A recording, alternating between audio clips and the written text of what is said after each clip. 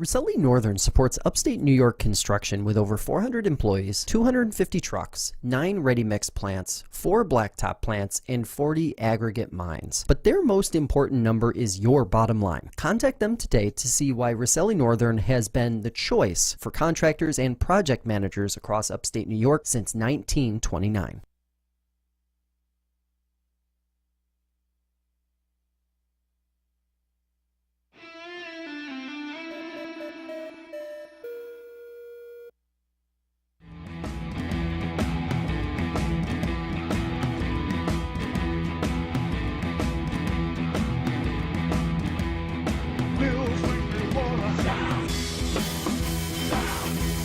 Hello, everybody. Welcome into Bills Weekly here on Panthers1.com. Paul Russo, Kyle Evans, and Jim Sinicropi here with you as always. We will be recapping and discussing Buffalo's loss to Kansas City 27-24 in the divisional round yesterday on Sunday. We'll talk about everything in the game, missed opportunities, drop passes, you name it. What went wrong, we'll discuss it. Takeaways from the season and look ahead for what the team could be doing as the offseason is now here at the doorstep. So, guys, unfortunately, this also provides a little bit of a housekeeping thing here. Our last regularly scheduled, we'll call it Bills Weekly here for the time being with the season wrapping up. So, pretty much season one in the books for us here on Bills Weekly. And the 2023-4 season comes to a close on the Buffalo Bills. Yeah, I'll be honest. I'm still kind of in shock. I really thought they'd get it done. I thought being at home would be the difference.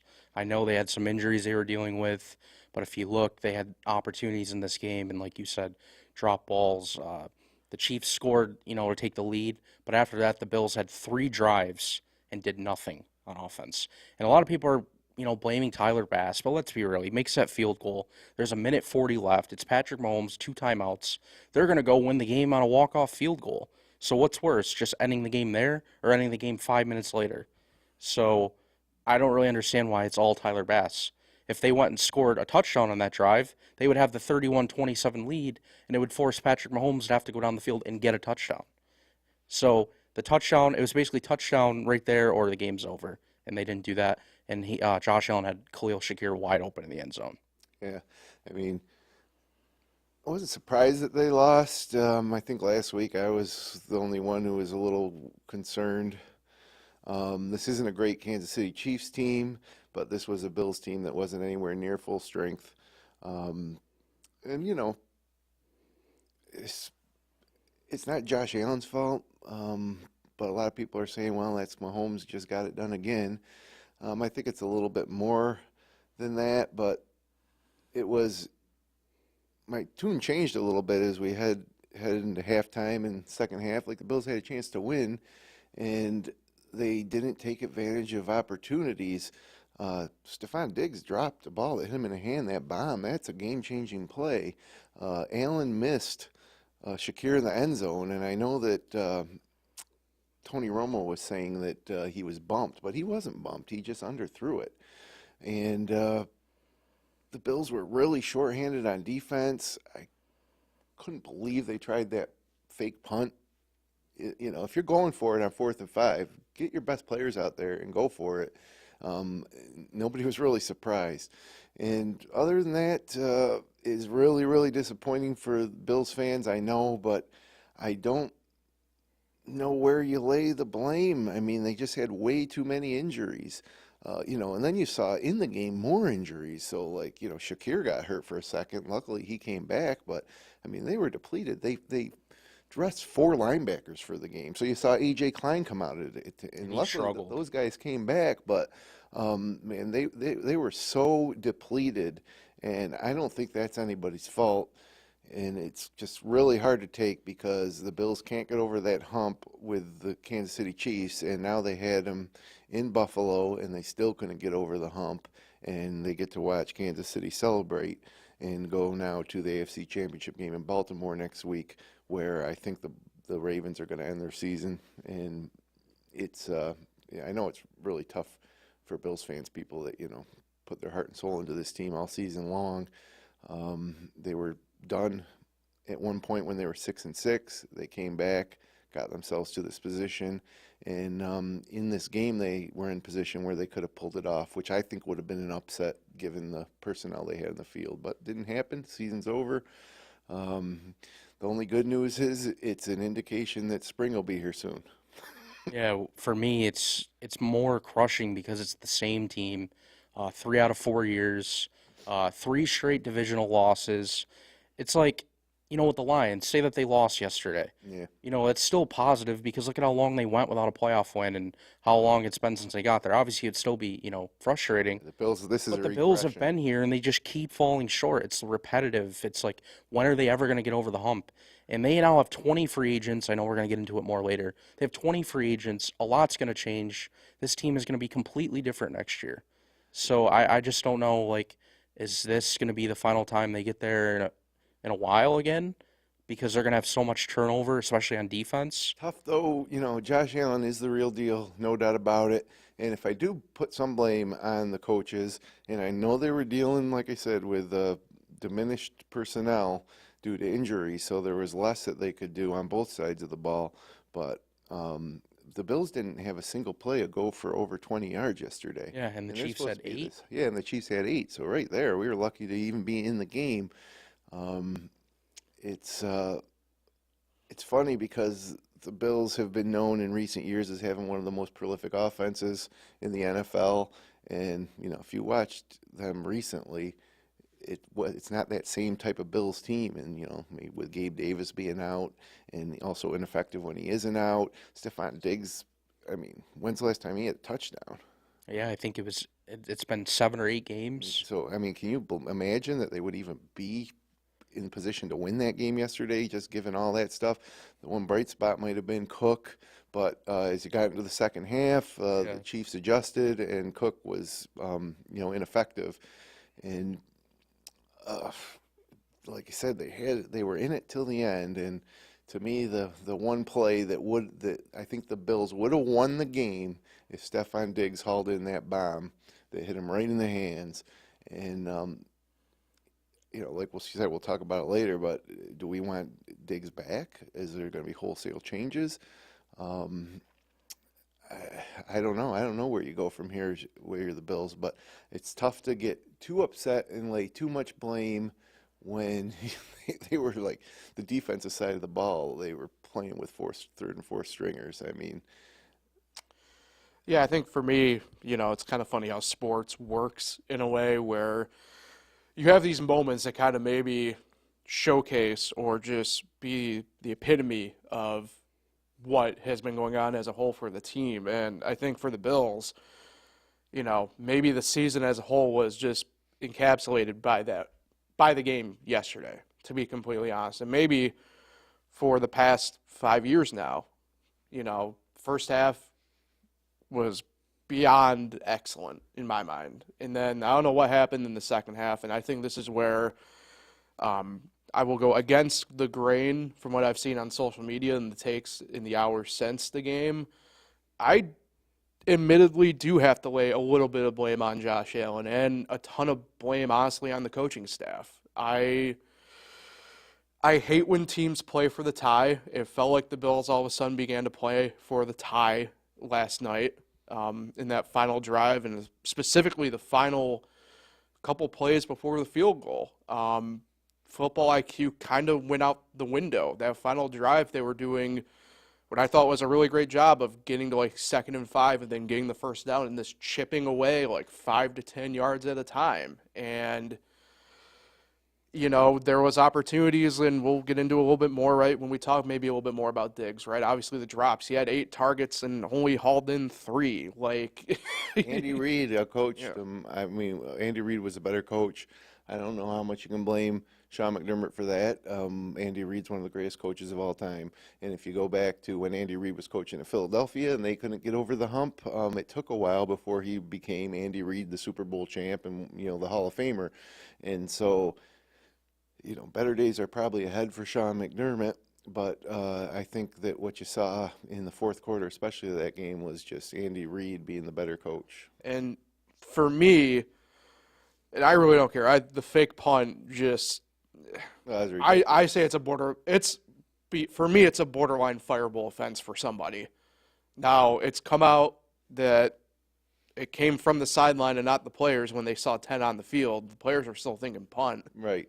And to me, they should have still punted, even with 10 out there Well, anyway. it's like saying we can't win this game, Right. so we need to do something drastic here in our own end of the field and pull this trick play, because we just can't beat them, head to head. We can't punt it down and stop them. Yeah. And I can see why they might think that, given the fact that they had third string defense on the field. I mean, and you're going against Patrick Mahomes and company, but yeah, it was. When the Bills won games down the stretch, defensive turnovers played a role, and there wasn't any of that other than the fumble out of the end zone, which gave the Bills a second life that they didn't take advantage of. But it was a big ask. The one thing we had on our side as Bills fans was that they were at home, but we didn't have a strong of personnel on the field is the Chiefs, just due to injuries. Yeah, and I mean, that's the tough thing was, like, in all honesty, the defense, I know they didn't get pressures or the turnovers, but, when they had to show up, they showed up in those moments where they had to, actually get the stops and stuff like that. Right. One of those things where personally speaking, I cannot blame the defense for yesterday. I just can't. Remember, after the Chiefs took the lead, the Bills had 3 drives to do something on offense, and they did nothing. Imagine, handing the ball to Josh Allen 3 times in the fourth quarter and thinking you're going to still pull out a win. I mean, that's crazy. They only had 59 yards of offense, the Bills, in the fourth quarter. Yeah. On 3 drives. So, again, I know you said you would probably blame Josh Allen, but if Diggs hauls in that 60-ish yard catch, Khalil Shakir hauls in that, we're not talking about this today. If those 2 catches are made, we're talking about how Josh Allen led them on a comeback. They beat the Chiefs for the first time in the playoffs. Diggs drop, given who Diggs is and who he... Yeah, he better not complain ever again. Right. Star receiver dropping a play in that moment. Yeah, right. No in the complaints. Right in the hands. And it was the type of thing where the defender was kind of on the ground. If he did call it in, he probably would have walked in for the touchdown. Yep. For me, I'm not fully blaming Josh. If anything, I put more, like I said, I'm putting more fault on the coaching staff more than anything. There's just certain elements where Josh, like I said, I mean, taking shots into the end zone, that final drive when you just had to, like I said, you were doing fine doing these 5 to 10 yard stuff like the whole time. Like, And I don't know. Didn't turn the ball over. He has only four He did turnovers. fumble once, got lucky. He only has 4 turnovers in 10 playoff games. Yeah, So he takes care of the ball in the playoffs. I really don't have a problem with Josh Allen. And remember that ridiculous throw to Shakir on that 3rd down late in the game for the touchdown? I mean, how many quarterbacks make that throw other than him and Mahomes? Off balance, on the run, to the corner of the pylon, in a big moment.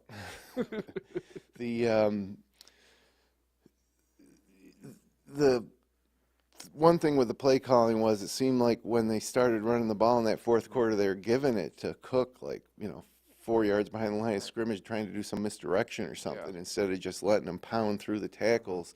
And that cost him. It put him in some unfavorable situations on second down.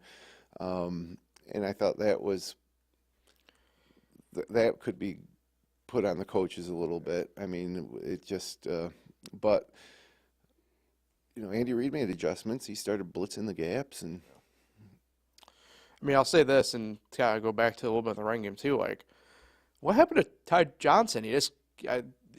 I thought he was doing really well as a change of pace guy there, and all of a sudden became primarily just all James Cook. And I mean, just doing it from this perspective, Ty Johnson 7 carries, 61 yards. James Cook 18 carries for 61 yards. I mean, it's pretty apparent when he was on the field, the Chiefs weren't anticipating Ty Johnson doing much, and he was able to break away.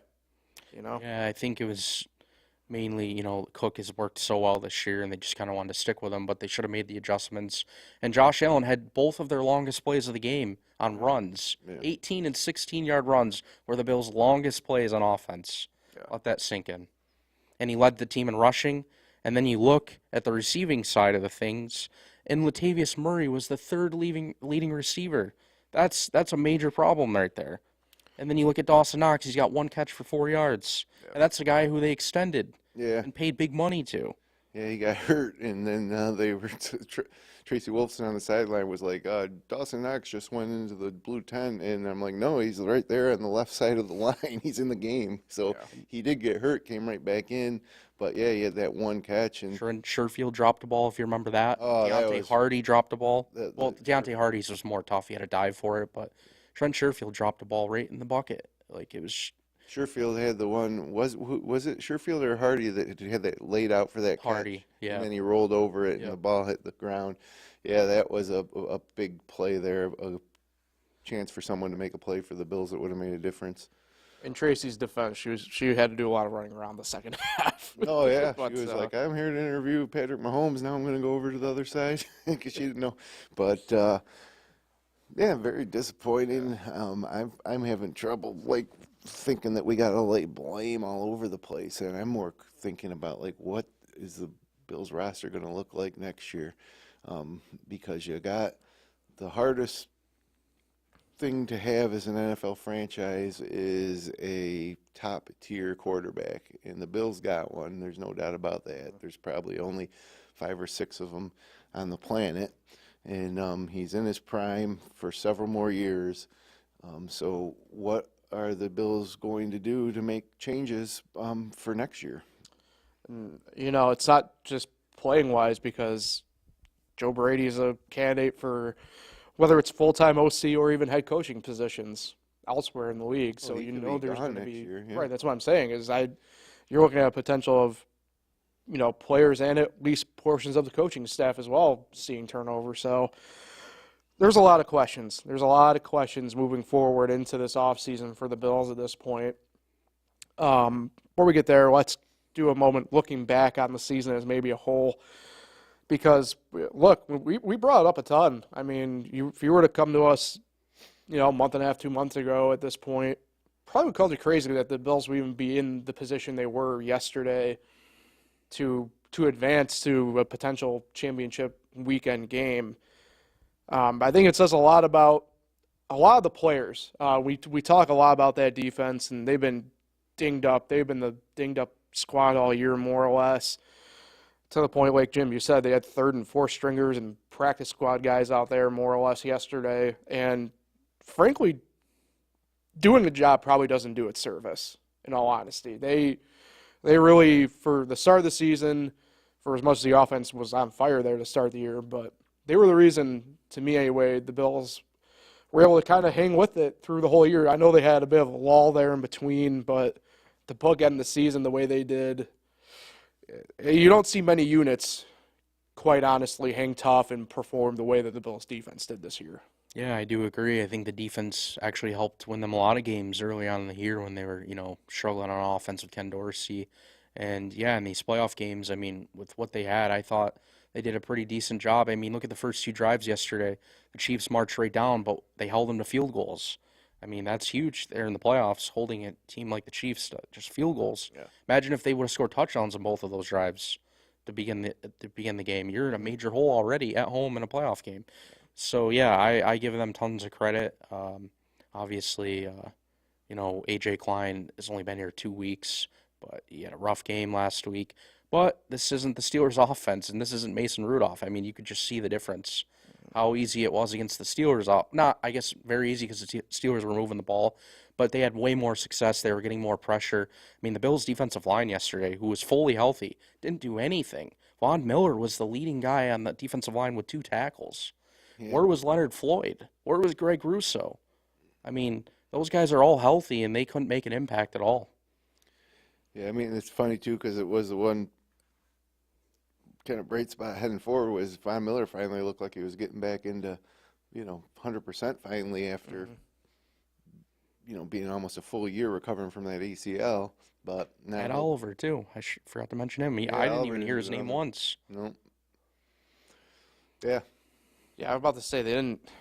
I think at one point they only, up until the 3rd quarter, they only had like 2 pressures on Mahomes. I think it was Yeah. they just were not getting anything. And they couldn't downfield stop going. the run either. Yeah. They couldn't stop. Remember, 2 years ago after that overtime playoff loss, Brandon Beane went out to get Von Miller because of the defensive line issues and getting no pressure on Mahomes. Well, for the the 3rd straight year, we're now talking about how they couldn't get pressure on the quarterback, and they have all this money invested in the defensive line. So, I mean, they already tried to go out and fix what they thought was the problem. So now here we are again.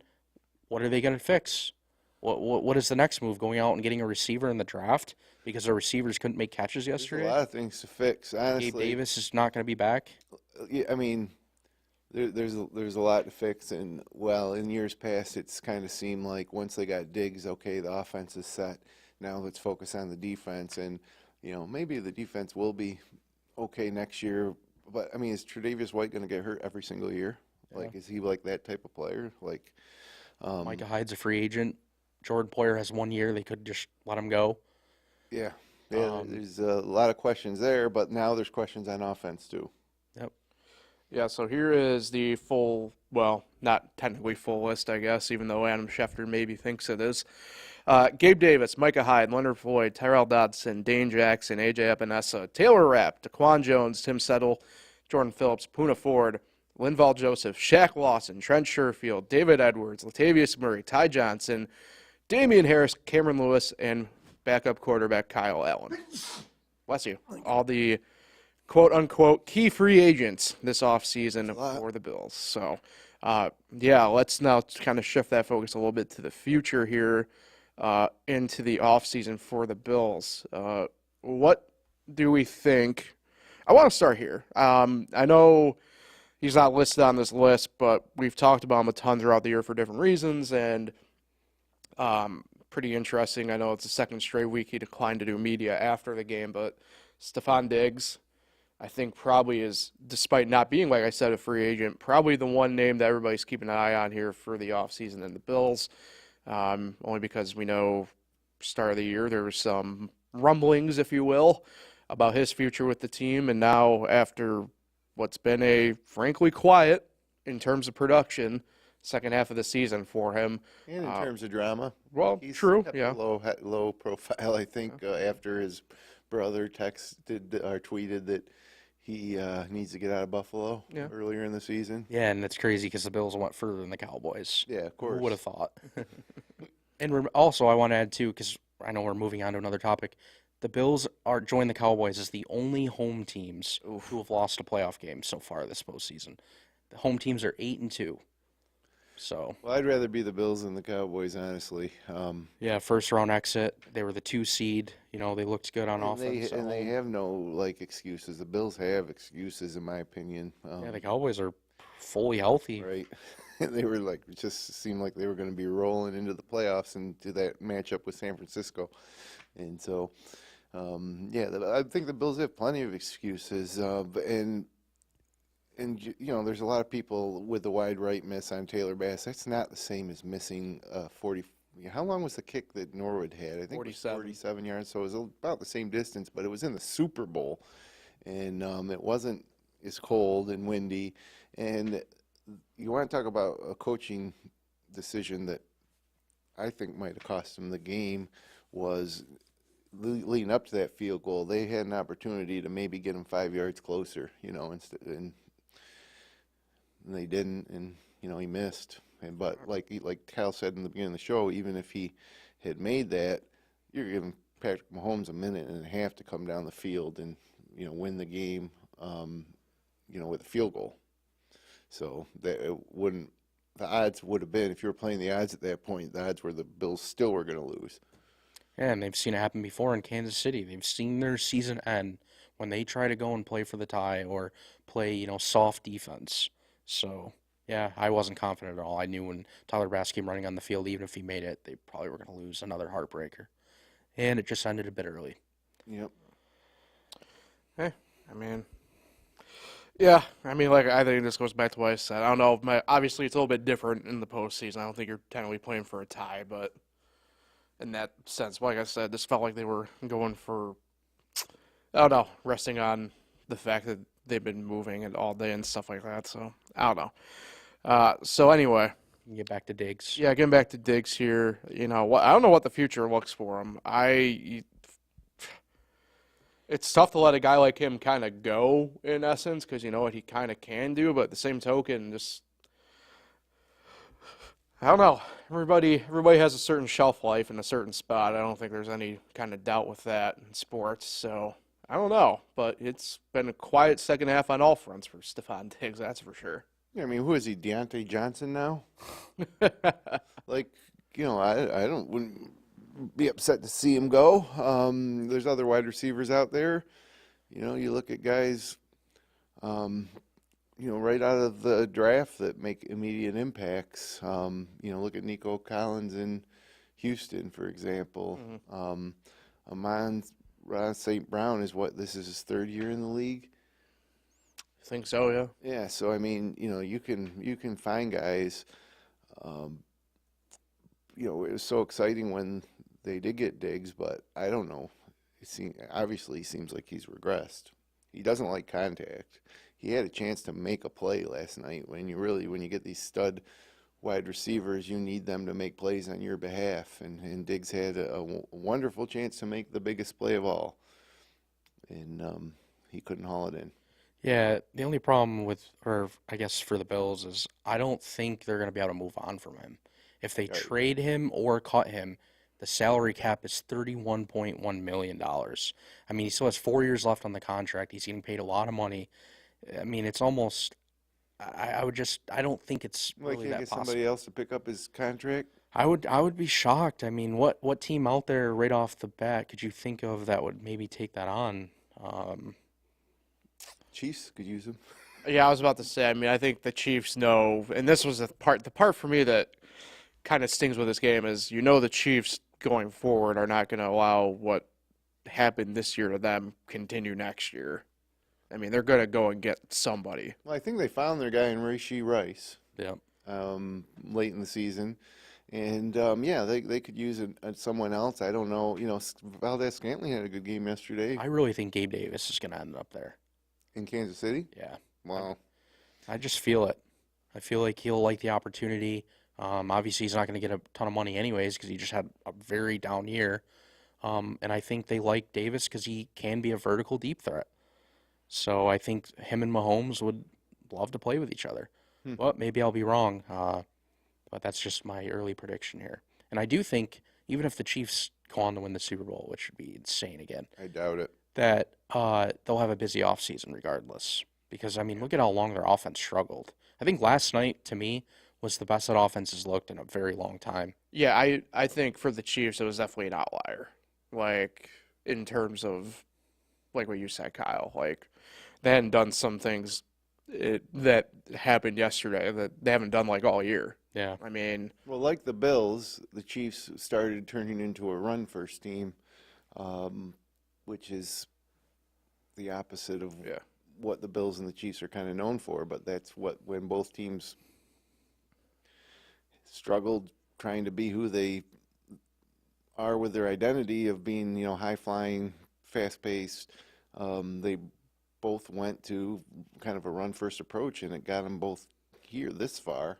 I think the Chiefs' road ends next week in Baltimore. But again, when you got Patrick Mahomes, you got a chance. When you got Josh Allen, you got a chance too. Fortunately, they were playing against each other yesterday.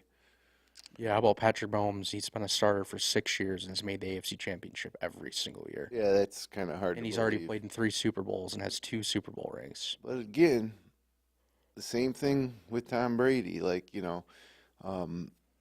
obviously a great quarterback, Hall of Famer, but it's the situation. The whole situation has to be there. And Brady had a great situation throughout his career. Of course, he goes to, Tampa Bay, and all of a sudden he doesn't win the Super Bowl.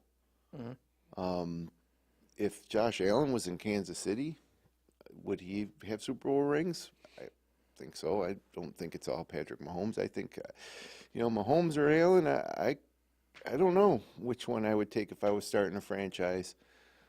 I mean, just look at some of the plays that Josh Allen makes with his legs.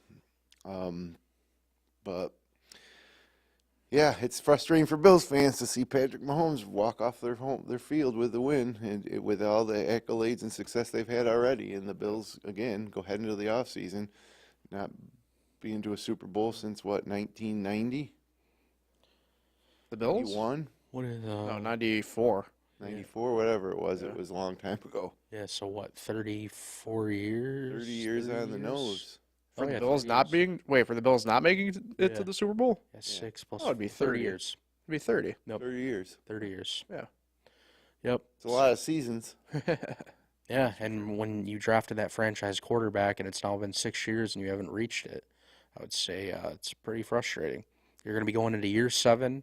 What is Josh Allen going to be, almost 30 now? Or I think he's turning 30 or very soon. And you still haven't made a Super Bowl. And you only have one conference championship appearance.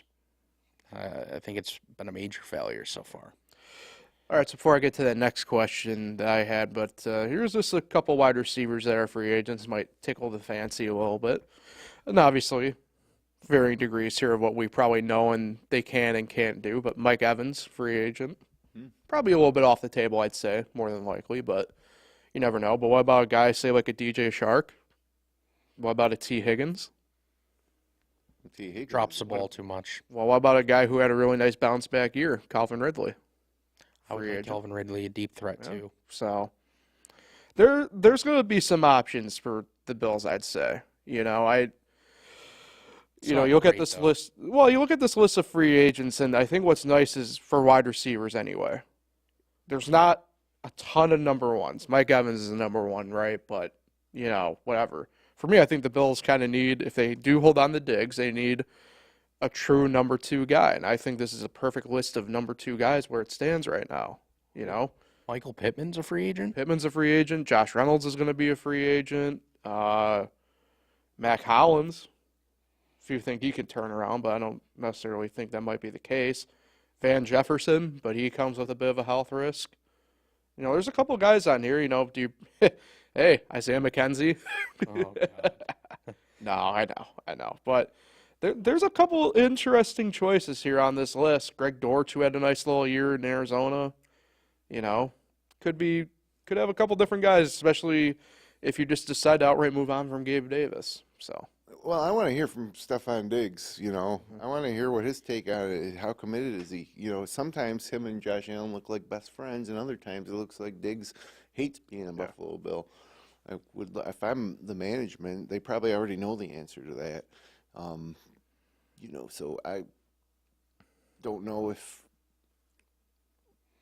Diggs coming back is the best option, but he'll probably be there, and so.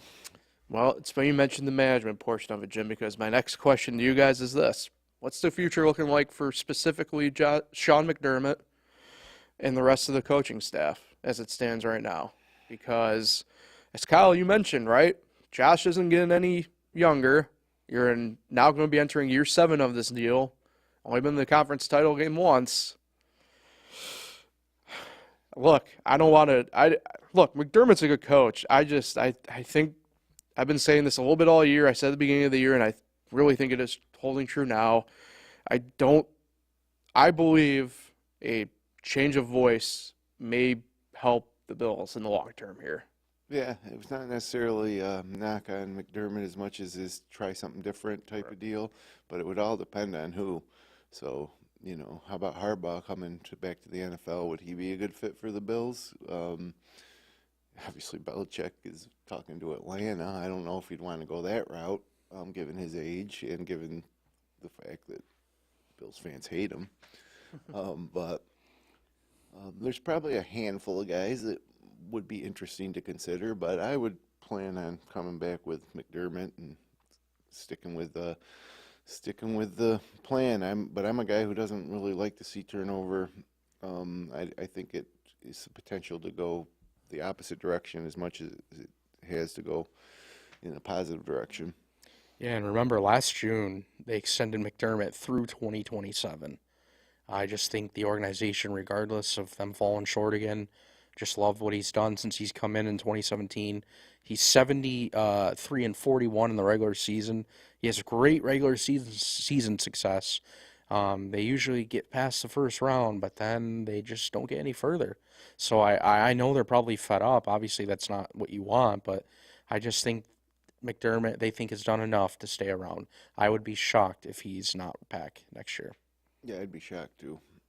And you go back to 2 years ago when they lost to the Chiefs, 13 seconds left. I mean, obviously McDermott is a good enough coach to get the Bills there. That, was a tough spot where just a few things go a different way. It looked like they had won, and like Sean McDermott was going to the Super Bowl, right? Yep. And 13 seconds later, it was over. Yeah, this is the issue right here. They're 12-16 in one-score games since 2020.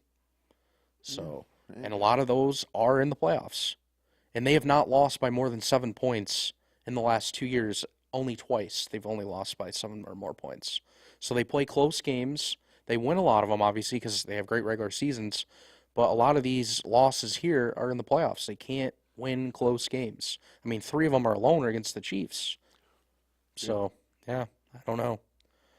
Yeah, I mean, it's interesting, especially football, because it really is a different beast. I mean, in no other sport do you have, honestly, what I call the coaching spread out like you do in football.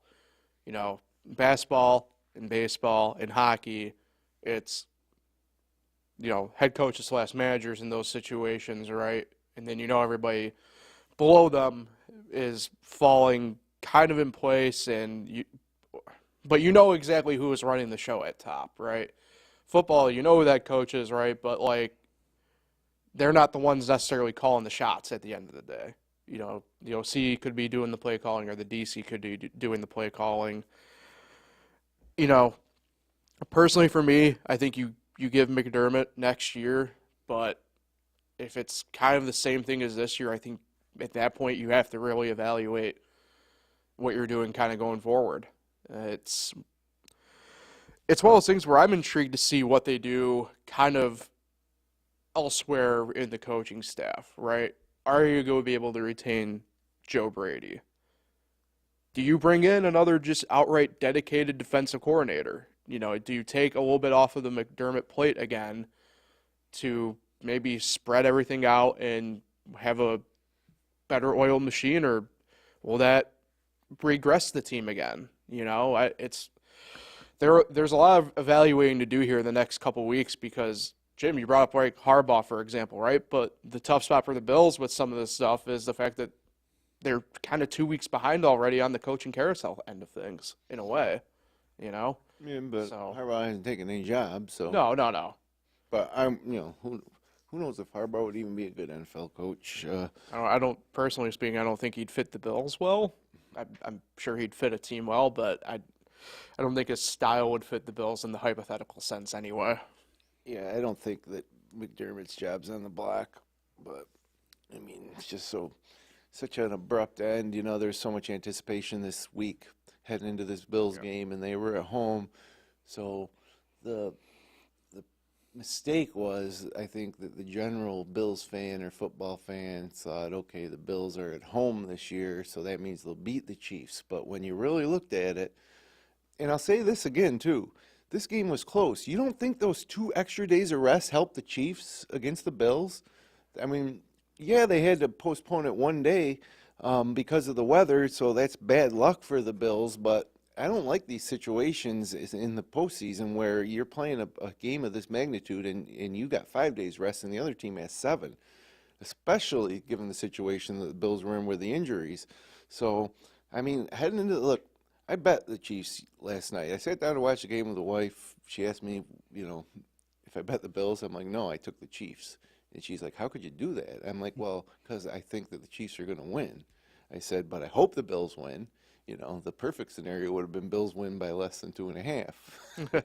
But so it wasn't surprising. I felt like the Bills were underdogs. And as the first half progressed and the Bills were, in the game, I felt like, okay, maybe we got a chance here.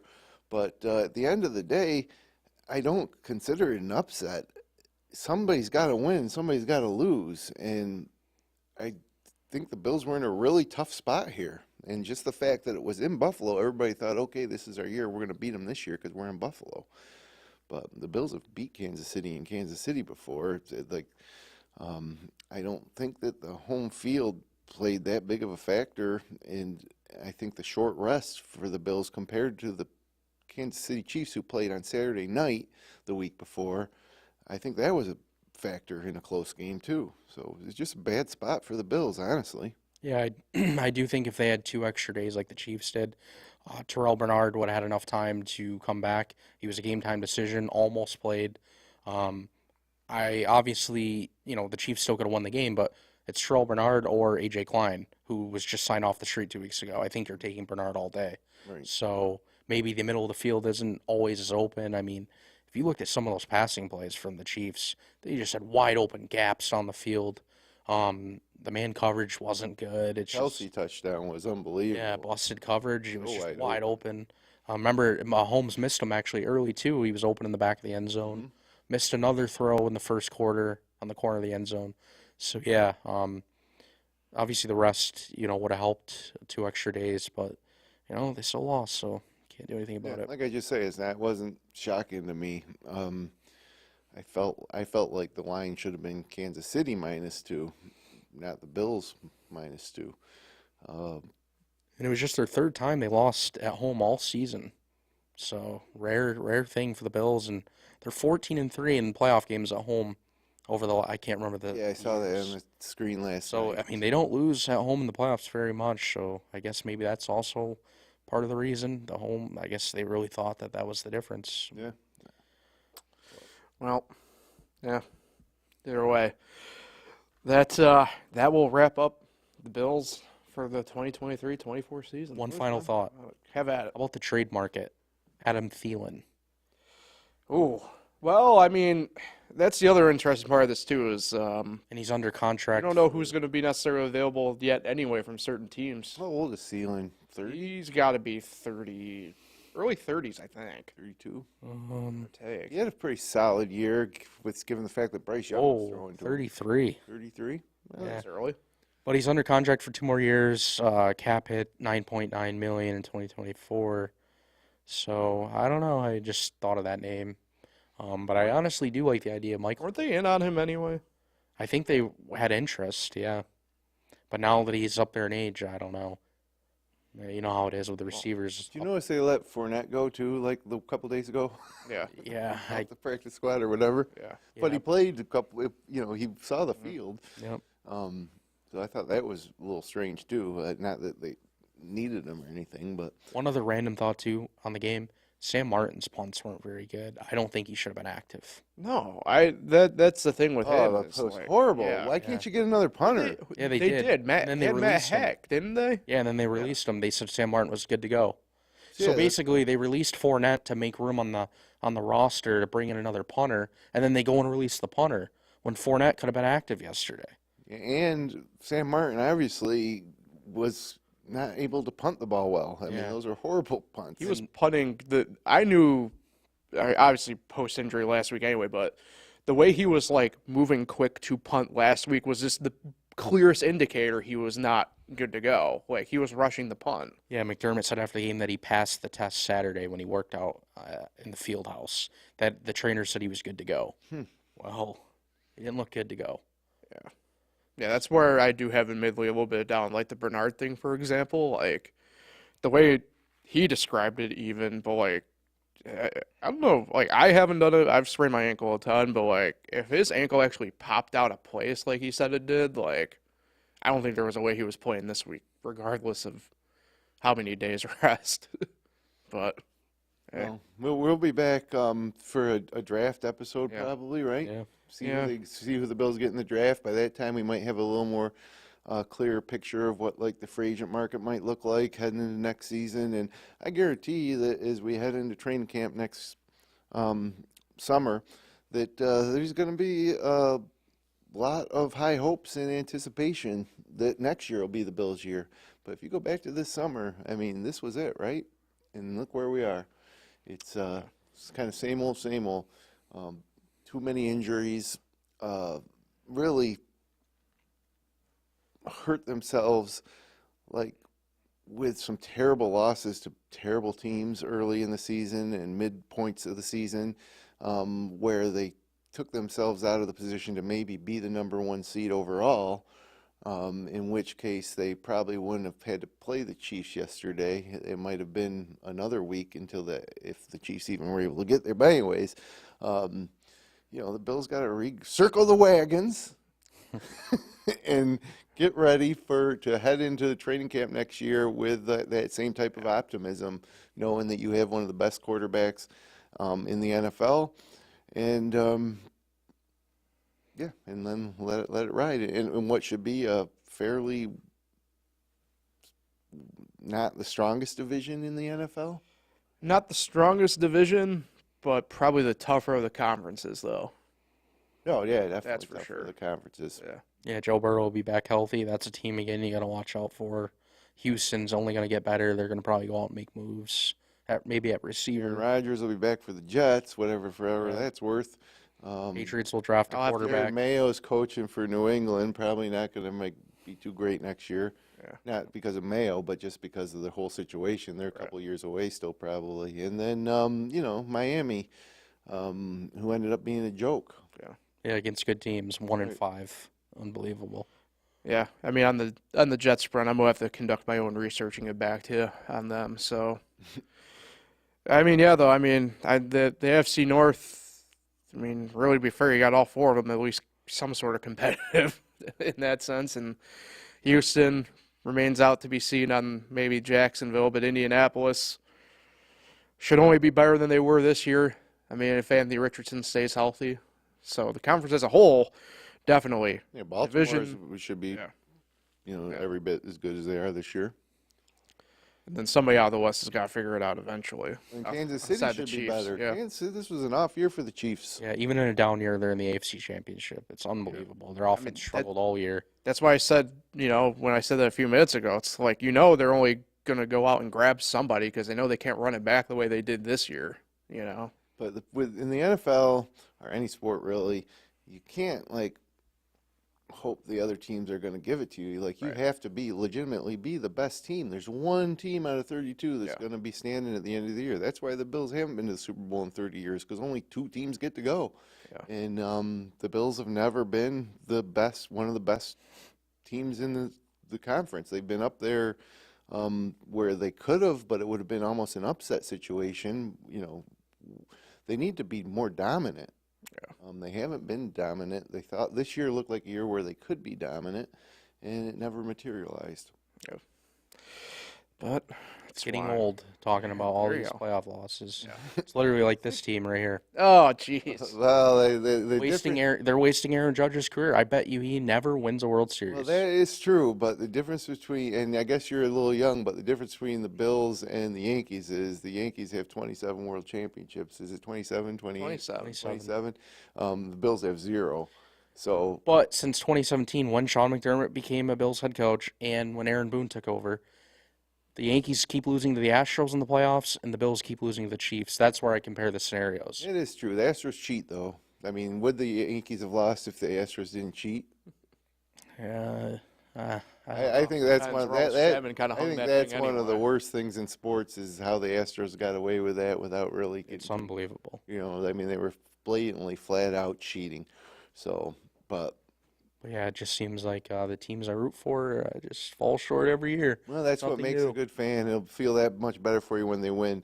And I really do feel bad for the Bills fans who are my age or older. The Bills in the late 80s, 90s, they were dominant. They were the best team, and they could never get it done. They lost. They missed a field goal to beat the Giants. So, and then just years and years of mediocrity, and then finally now they're getting back to the point. I think where they can be considered one of the best teams, obviously in the AFC and in the NFL, and they just can't get over the hump. And I feel bad for those diehard fans. I kind of been there as a fan of Syracuse basketball specifically, where they were so close in 1987. Really, a Derek Coleman free throw and a Keith shot, improbable shot going in. To then having to wait all the way to 2003 to finally get a national championship. You go in 96 and John Wallace gets foul trouble. In some really, really, really good teams in the late 80s and early 90s, really good. And so I feel bad for those Bills fans, the ones that really, truly do bleed Buffalo Bill blue.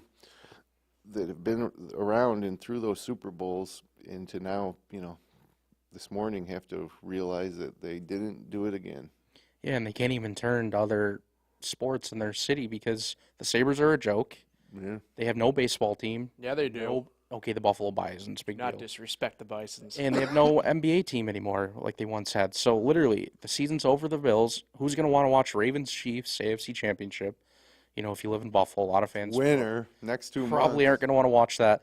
And the Sabres, like I said, 36 games left, are a joke. They're going to miss the playoffs again. They're going to have one of the longest droughts in pro sports, tying the Jets without making the playoffs. So, yeah, I mean, it's hard to be a Buffalo fan. It really is. When you look across the landscape of the NFL, it's hard to find too many teams that mean as much to their city as maybe the Bills do for Buffalo, blue collar, upstate New York.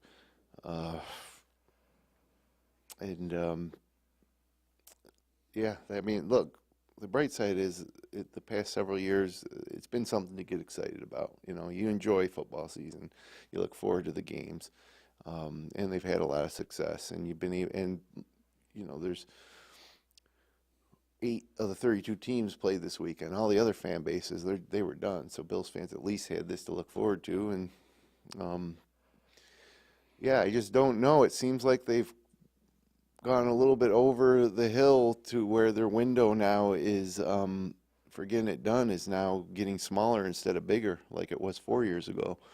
So we'll see what they do in the offseason, and we'll be back to talk about it and try it again next year.